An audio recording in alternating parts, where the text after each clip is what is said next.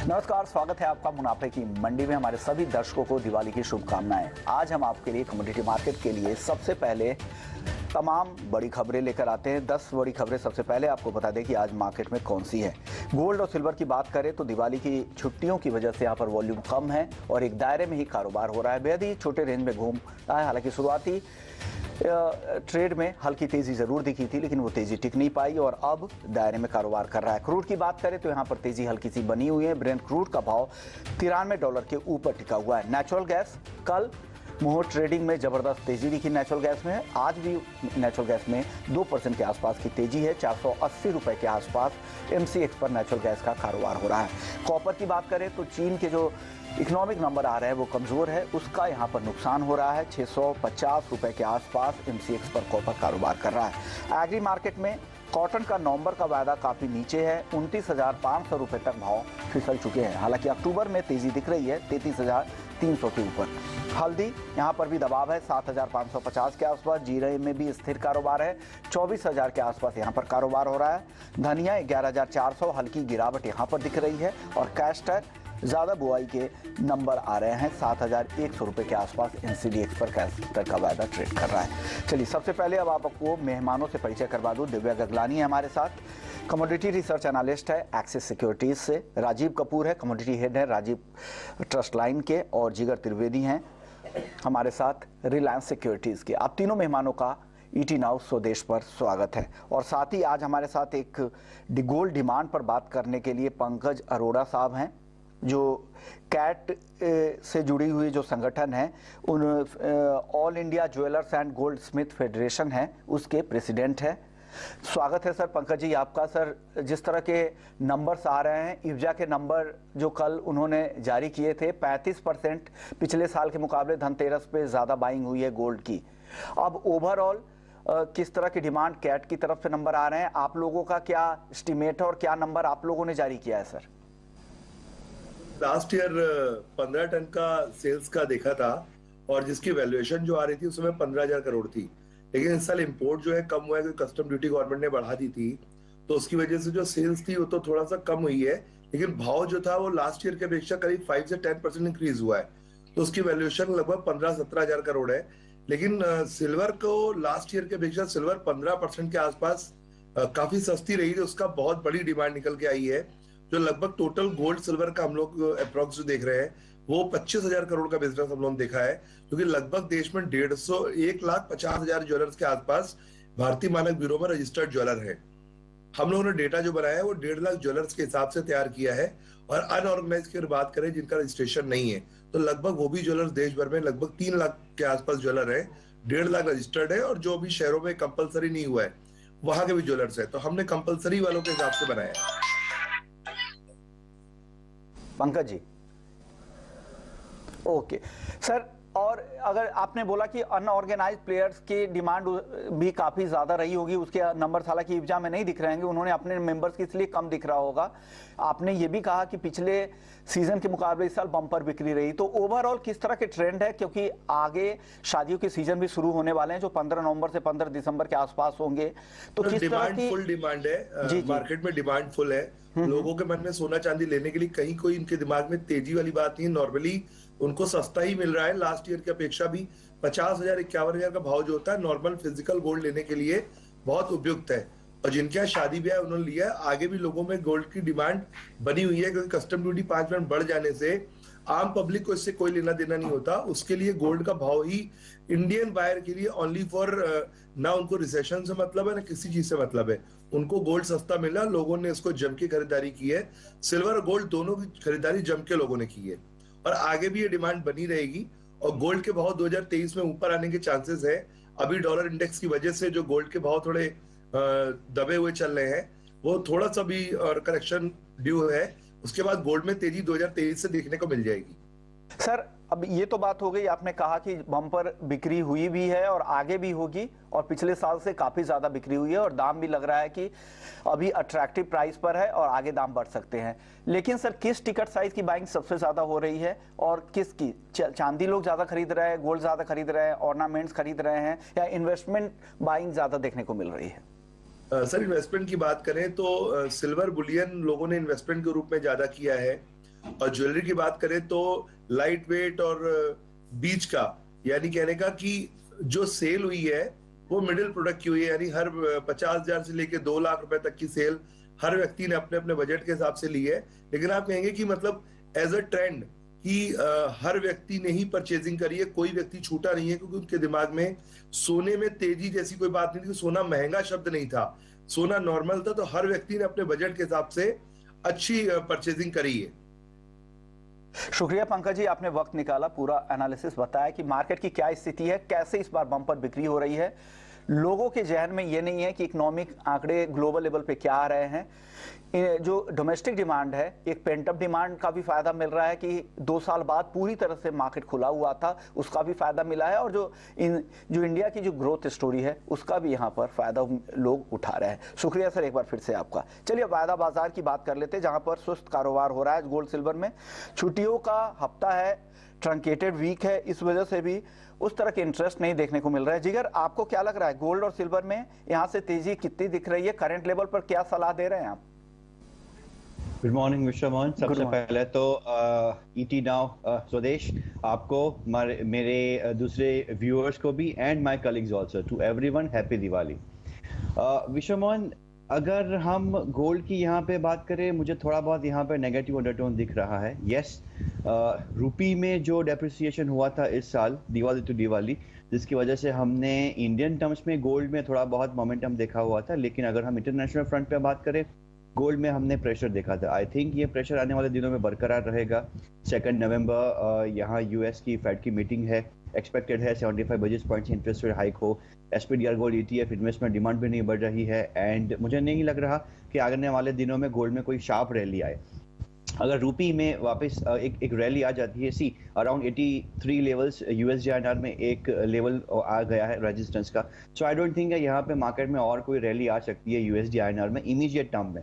अगर किसी को intraday, of course thinly traded volumes रहेंगे आज और कल, लेकिन किसी को यहाँ इंट्राडे में गोल्ड या सिल्वर में काम करना है, since we are talking about gold, मुझे लग रहा है बिकॉली करके चल सकते हैं। December contract gold one can go short around 50,600, 50,700 का स्टॉप लॉस लेके चल सकते हैं। 50,500, 400 के लेवल्स आज या कल देखने को मिल सकते हैं। राजीव जी, आपको भी दिवाली की बहुत बहुत शुभकामनाएं। सबसे पहले सर, आपका व्यू क्या है गोल्ड को लेकर? आपको क्या लग रहा है करंट लेवल पे, क्या सलाह दे रहे हैं आप? विष्णु जी, आपको, कोलिग्स को, सभी दर्शकों को बहुत बहुत मुबारकबाद दिवाली की। देखिए, गोल्ड में बिल्कुल जिगर ने ठीक बताया कि इंडियन मार्केट में इसीलिए पॉजिटिव एक साल में देखने को मिला। नंबर 1 डॉलर, इंडियन रुपी काफी डेप्रिशिएट हुआ, प्लस एक 5% का जो इंपोर्ट ड्यूटी हाइक था उसका इम्पैक्ट देखने को मिला। अभी मुझे ऐसा लगता है कि काफी हद तक बहुत नेगेटिव चीजें मार्केट ऑलरेडी डाइजेस्ट कर चुका है, और जो 2 नवंबर को फेड का इंटरेस्ट रेट का एक मेजर डिसीजन आना है, उसको भी मार्केट 75 बेसिस पॉइंट को डाइजेस्ट कर चुका है। उसके अलावा अगर कोई ऐसा स्टेटमेंट आता है जिसमें एक अग्रेसिव स्टैंस देखने को मिलता है, तो वो गोल्ड को डेफिनेटली नेगेटिवली इम्पैक्ट करेगा। प्लस पीछे जो आंकड़े गए हैं उसमें काफी मैन्युफैक्चरिंग जो डेटा रहे यूरोप के और यूएस के, वो ज्यादा इंप्रेसिव नहीं रहे, जिसके कारण हमने आज 1-2 दिन में गोल्ड में थोड़ा सा एक स्ट्रेंथ देखने को मिला है। बट इंटरनेशनल मार्केट में गोल्ड डेफिनेटली वीक है। बट आज इंट्राडे के लिए मुझे लगता है कि एक तेजी का ही ट्रेड ले सकते हैं। अराउंड 50,450 पर स्टॉप लॉस 50,200 का रखना चाहिए, और 50,850 का इसमें टारगेट सेट कर सकते हैं। और अगर थोड़ा मीडियम अवधि के लिए बात करूं, तो गोल्ड एक मोटा मोटा दायरे में चल रहा है। इंडियन गोल्ड खासतौर पे 49,000 से 49,500 एक मेजर बेस है, प्लस 52,000 से 52,500 एक मेजर रेसिस्टेंस है। तो अभी फिलहाल तो जब तक फेड के इंटरेस्ट रेट की प्रक्रिया नहीं रुकती है, तब तक मुझे लगता है कि गोल्ड एक दायरे में ही रहना चाहिए। और ये 3,000 रुपए का एक दायरा मुझे लगता है आने वाली अवधि में सस्टेन करेगा, जब तक कि बाकी चीजें क्लियर नहीं होती हैं। दिव्या, आपको क्या लग रहा है गोल्ड में? और आपको भी happy Diwali sir. Good morning Vishwamohan ji, happy Diwali आपको, ईटी नाउ को, सारे दर्शकों को और सारे कलीग्स को। मैं अगर गोल्ड की बात करूं तो गोल्ड में हमें लास्ट वीक में एक रिकवरी देखने मिली थी फ्राइडे को लोअर लेवल से, क्योंकि डॉलर इंडेक्स जो है तो कमजोर हुआ था। और जैसे कि मेरे कलीग ने पॉइंट आउट किया कि जो डेटा भी आ रहे हैं यूएस से वो इतने स्ट्रांग नहीं आ रहे, तो ऐसा एक्सपेक्टेड है कि दिसंबर से शायद से रेट हाइक जो लोग है वो थोड़ा सा कम करेंगे, इतना हॉकिश नहीं रहेंगे, थोड़ा सा डोविश हो सकते हैं, तो उससे गोल्ड को सपोर्ट मिलेगा आगे जाके। और इंटरडे में मेरा भी जो है व्यू गोल्ड में बाइंग का ही रहेगा। अपन बाय ऑन डिप्स का रहेगा। अगर 5,400 के अराउंड आता है तो वहां पे हम बाई करके चले। स्टॉप लॉस हम 5,200 का रखें और टारगेट हम ऊपर में 50,650 का मेंटेन करें। अब चांदी की बात कर लेते हैं। हालांकि चांदी की जो शुरुआती तेजी थी वो अब यहाँ पर फिर से गायब हो गई है। राजीव जी, चांदी में क्या लग रहा है? चांदी में एक हमने बहुत अच्छी रैली देखी हमने फ्राइडे के सत्र में। करीबन 1,500 पॉइंट की रैली आई थी और मार्केट अब एक अच्छे रेसिस्टेंस जोन के आसपास पहुंच गया। मतलब 58,000 मुझे लगता है एक इंपॉर्टेंट लेवल है। अगर मार्केट 58,050 के ऊपर सस्टेन करता है, मुझे लगता है कि फिर रैली कंटिन्यू करेगी टुवर्ड्स 58,500। तो बाइंग तभी करें जब 58,050 के ऊपर सस्टेन करें with stop loss of 57,750। Otherwise एक डीप करेक्शन अगर देखने को मिलती है इंट्राडे में या कल के सत्र में अराउंड 57,200, फिर वो लेवल्स होंगे थोड़ा मार्केट में बाय साइड में जाने के लिए। आपकी कॉल क्या है जिगर? आप यहाँ पर भी सेल करने की सलाह देंगे या राजीव जी की कॉल से सहमत है, आप भी बाई करेंगे यहाँ पर? विश्वमोहन, अगर करंट लेवल पे ही सीएमपी पे अगर किसी को पोजीशन क्रिएट करनी है तो मुझे लग रहा है एक सेलिंग की यहाँ पे पोजीशन क्रिएट कर सकते हैं। चाइना के जो इकोनॉमिक डेटा आए थे कल परसों वो इतने एनकरेजिंग नहीं थे। डॉलर इंडेक्स भी 112 के आसपास स्टेबल है। अगर यहाँ पे डॉलर इंडेक्स में रैली आ जाती है तो फिर प्रेशर और बढ़ सकता है, गोल्ड हो या सिल्वर हो।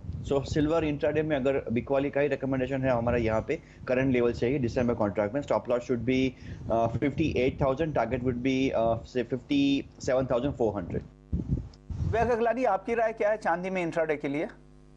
चांदी में हमने एक अच्छी रैली देखने मिली थी लास्ट वीक, ऑलमोस्ट 4% ऊपर था। अभी 58,100 का एक स्ट्रॉन्ग रेजिस्टेंस जोन है। प्राइसेस उसके ऊपर सस्टेन नहीं कर पा रहे काफी टाइम तक। अगर उसका एक ब्रेकआउट आता है तो हमें एक अच्छी रैली देखने मिल सकती है। तो मेरा जो व्यू है वो बाय अबाव का रहेगा। 58,100 के ऊपर बाई करें। स्टॉप लॉस हम 57,500 का रखें और टारगेट हम 58,700 और 800 का एक्सपेक्ट कर सकते हैं ऊपर में। चलिए क्रूड की बात कर लेते हैं। धीरे धीरे यहाँ भी वापस से तेजी आ रही है। $93 के आसपास ब्रेंट क्रूड का भाव है। एमसीएक्स पर बहुत ही टाइट रेंज में कारोबार हो रहा है, 7,050 के आसपास। राजीव जी, क्रूड में क्या लग रहा है यहाँ से? क्रूड में विश्वमोहन जी मुझे थोड़ा सा 7100 एक इम्पोर्टेंट लेवल लगता है। मार्केट अगर 7100 के ऊपर सस्टेन करता है फिर एक बढ़त 7250 की दिखा सकता है। अदरवाइज मुझे लगता है कि अगर यहाँ से करेक्शन देखने को मिले अराउंड यहाँ से 60 से 70 पॉइंट की तभी खरीदना चाहिए, अराउंड 6960 के आसपास। स्टॉप लॉस 6880 का मेंटेन करना चाहिए। 7100 का इनिशियल टारगेट रखना चाहिए। देखिए इसके पीछे कारण ये है कि एक तो चाइना में इकोनॉमिक एक्टिविटीज थोड़ी कम है बिकॉज ऑफ कोविड, और बट दूसरी तरफ डेफिनेटली ओपेक की तरफ से जो सप्लाई कट आए हैं उससे एक सपोर्ट जरूर मिला है। बट दूसरी तरफ एक और इम्पॉर्टेंट चीज है जो मार्केट को इम्पैक्ट कर रही है क्रूड की, वो यूएस की तरफ से जो स्टेट रिजर्व्स ओपन किए गए हैं जिससे कि प्राइसेस बहुत ऊपर ना जा पाए। तो मुझे लगता है कि मार्केट एक क्रूड की एक दायरे में रहनी चाहिए अराउंड 6800 7200 के बीच में। ओके, यानी आपको यहाँ पर डिप में बाई करने की सलाह, जो करंट लेवल पे नहीं, यहाँ से मौजूदा लेवल से 90 रुपए नीचे आए फिर वहां पर आप खरीद सकते हैं 6,960 पे 7,100 के टारगेट के लिए। अब जिगर, करंट लेवल पे क्या करना चाहिए? किसी को अगर ताजा भाव पर ही ट्रेड करना है तो क्या करे?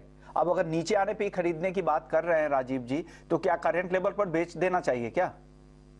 करंट लेवल पे बेचवाली करना ही यहाँ पे एडवाइजेबल रहेगा। आई थिंक चाइना के डेटा इंकरेजिंग नहीं है। China is still struggling with Covid, economic policies को लेकर अनसर्टेनिटी है, and US is quite committed कि स्ट्रेटेजिक पेट्रोलियम रिजर्व से रिलीज करे petrol and petroleum products, and inflation जो है वो कैसे भी करके नीचे आए।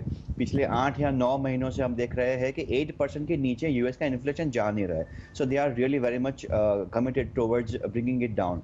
तो एनर्जी बहुत ही इंपॉर्टेंट फैक्टर है उसमें।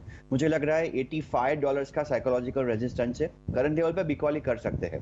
नवंबर contract 7050, stop loss would be 7110 and target would be 6900। Okay, Devya Gaglani, आपको क्या लग रहा है? आप क्या सलाह दे रहे हैं क्रूड में? मेरा व्यू भी कच्चे में मंदी का ही रहेगा। जैसे कि हमने देखा कि ओपेक प्लस ने प्रोडक्शन कट किया, पर प्राइसेस जो है ऊपर भी भाव पे सस्टेन कर नहीं पा रहे क्योंकि डिमांड कंसर्न है चाइना की तरफ से। सो मेरा जो लेवल है क्रूडल में सेल करने का 7,100 के आसपास सेल करें। स्टॉप लॉस हम 7160 का रखें और टारगेट हम 7020 का नीचे में एक्सपेक्ट कर सकते हैं।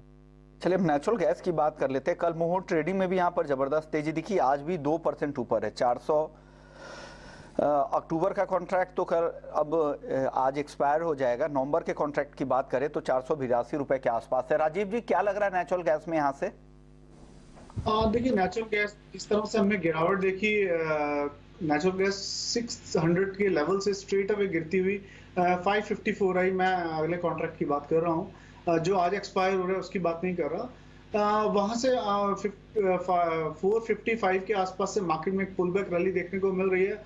It looks like some sort of dead cat bounce. तो हो सकता है थोड़ा और इसमें रैली कंटिन्यू करे टुवर्ड्स 500 510।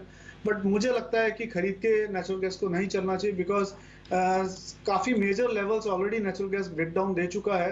तो वेट करें एक पुल बैक रैली का, और 510 515 के आसपास ही सेलिंग का सोचें। अभी बिकवाली का भी ट्रेड नहीं बनेगा और इसमें खरीदारी का भी ट्रेड नहीं बनेगा। स्क्रीन पे आप भाव देख रहे हैं वो अक्टूबर कॉन्ट्रैक्ट का है जिसकी आज एक्सपायरी है।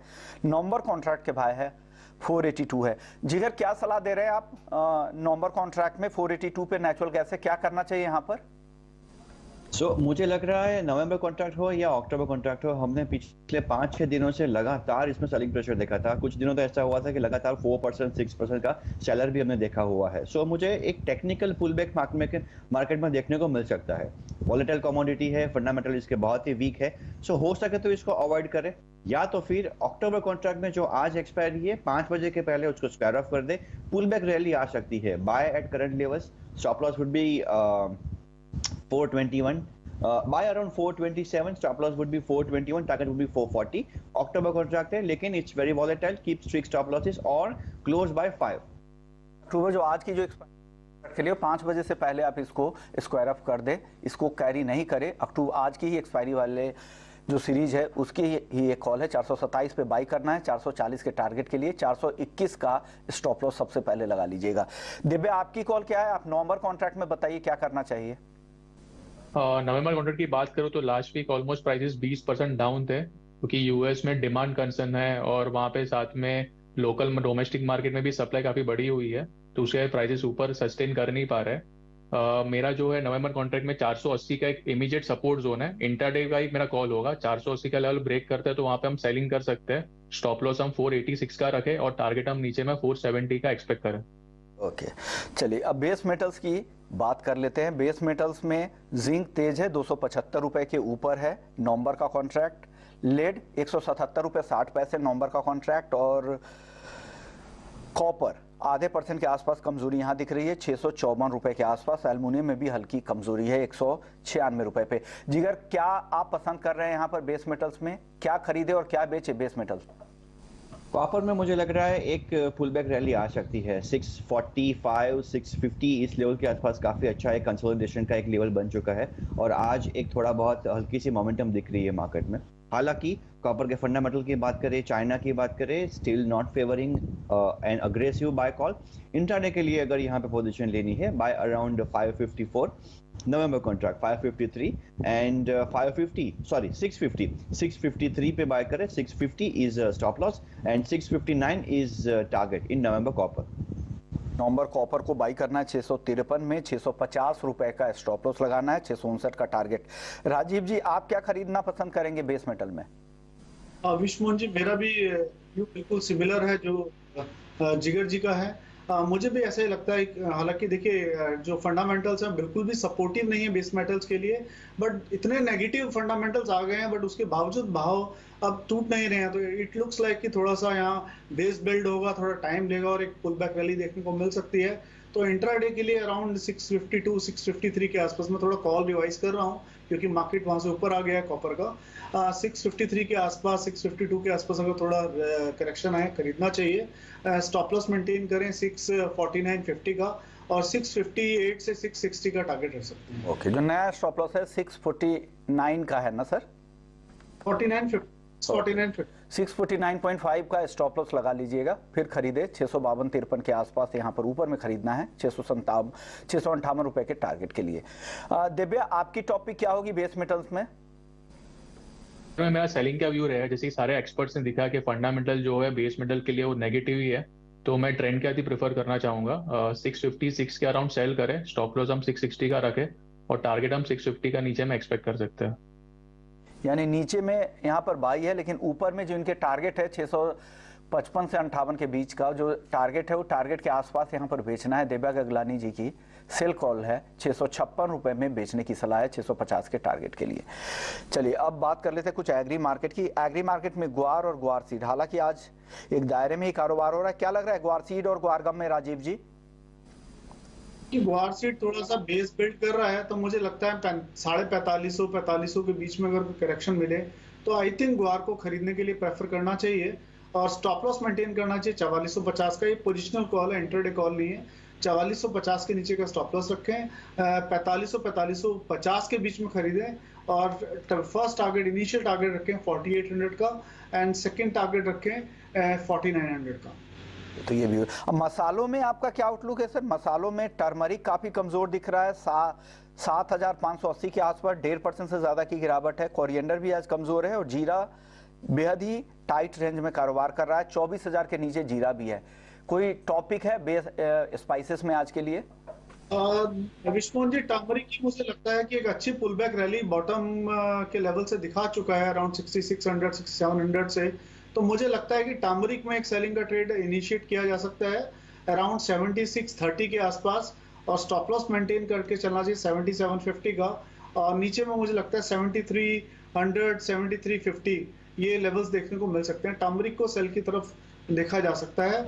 और जीरे में मुझे लगता है कि थोड़ा मार्केट कंसोलिडेशन फेस में रहेगा बिटवीन 23,400 टू 23,700। तो मुझे लगता है कि अगर यहाँ मार्केट करेक्ट होकर थोड़ा नीचे आए 250-300 पॉइंट, तो वहां से जीरे में खरीदने का ट्रेड लिया जा सकता है। ओके, यानी जीरा खरीद सकते हैं गिरावट पर, लेकिन टर्मरिक आपको बेचकर यहाँ पर जाना है। चलिए अब कॉटन और कॉटन केक की बात कर लेते। कॉटन केक काफी कमजोर दिख रहा है, 2400 के आसपास है कॉटन केक। क्या करना चाहिए कॉटन केक में राजीव जी? कॉटन की पुल बैक रैली दिख रही है मुझे। थोड़ा सा मार्केट करेक्ट हो अराउंड 2370 2360 के आसपास अगर कॉटन केक के प्राइसेस आते हैं तो एक खरीदने का ट्रेड इनिशिएट कर सकते हैं।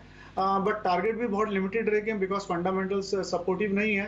तो अपर साइड मुझे 2500 लगता है, तो अराउंड 2360 2370 पे खरीदें।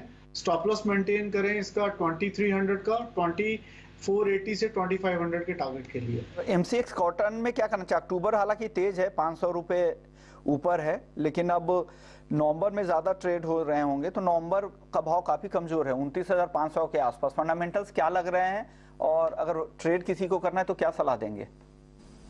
देखिए, फंडामेंटल्स में सपोर्टिव नहीं है, इसीलिए प्राइसेस भी बढ़ नहीं पा रहे हैं। पुल बैक रैली तो डेफिनेटली दिखाई है कॉटन ने, बट मुझे लगता है कि cotton should hover between 29,000 and 30,000। तो मुझे एक दायरे में लगता है, मुझे भी फिलहाल इसमें कोई व्यू नहीं दिख रहा है, बट ओवरऑल ऐसा लगता है कि साइडवेज टू बेरिश ही व्यू रहेगा आने वाले दिनों के लिए।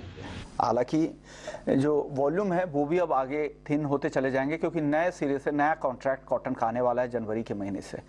चलिए अब करेंसी मार्केट की बात कर लेते हैं। हालांकि करेंसी मार्केट में हल्की यहाँ पर वीकनेस दिख रही है, 82.76 के आसपास है, 10 पैसे की कमजोरी है। क्या लग रहा है रुपए में क्या और कमजोरी आपको यहाँ से दिख रही है क्या जिगर? विश्व मोहन, ये सप्ताह इंपॉर्टेंट है। ECB and Bank of Japan की, सेंट्रल बैंक की मॉनेटरी पॉलिसीज आएगी and next week 2 November US Fed की मॉनेटरी पॉलिसी अनाउंस होगी। सो इस बीच मुझे लग रहा है 83 is a really very good resistance in USD INR. Expected है यूएस फेड जो स्टेप लेने वाला है, वो statements are also very much expected कि अग्रेसिव स्टेटमेंट्स ही होंगे।